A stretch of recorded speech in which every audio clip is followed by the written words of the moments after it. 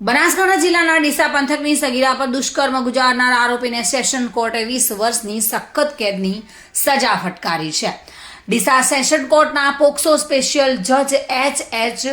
કનારાએ એડી session જજ દ્વારા કોર્ટમાં ચાલતા સગીર વયની યુવતી પર દુષ્કર્મ કેસમાં સરકારી મહિલા વકીલની ભારપૂર્વક દલીલોને નામદાર કોર્ટે ગ્રાહ્ય રાખી અને આરોપી ચેતન લીલાભાઈ રાવળને તકસીરવાન ઠરાવી 20 વર્ષની સજા તથા ₹10,000નો દંડ ફટકારતો હુકમ કર્યો છે.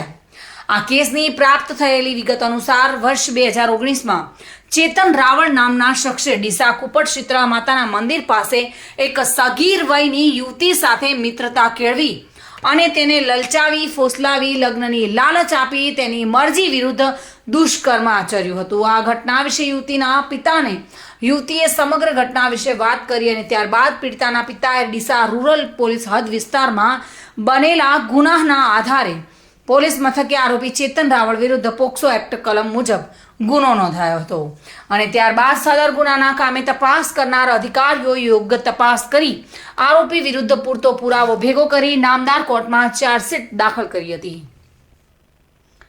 જેમાં પોક્સો સ્પેશિયલ જજ H.H. કનારાય અને એડી સેશન જજ દ્વારા કોર્ટમાં ચાલતા સગીર વયની યુવતી પર દુષ્કર્મ કેસમાં સરકારી વકીલ એવા Neelamben S.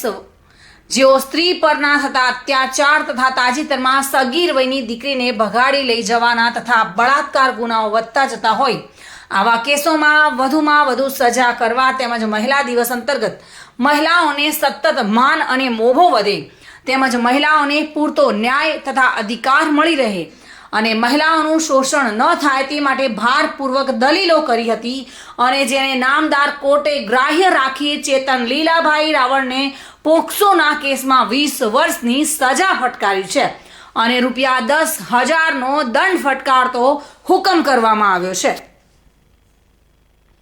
Bureau report, today Gujarati news.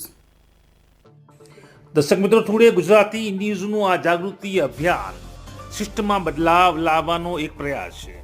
જો આ પ્રયાસ આપને ગમે હોય તો ચેનલને લાઇક, શેર અને સબસ્ક્રાઇબર કરવાનું ભૂલતા નહીં. ગરીબ લોકોને પણ સુખાકારી સુવિધાઓનો હક છે તે આપ પણ સ્વીકારતા હો તો આ વિડીયો શેર જરૂર કરજો. ફરી મળીશું, ત્યાં સુધી જાગૃત રહો અને સક્રિય રહો.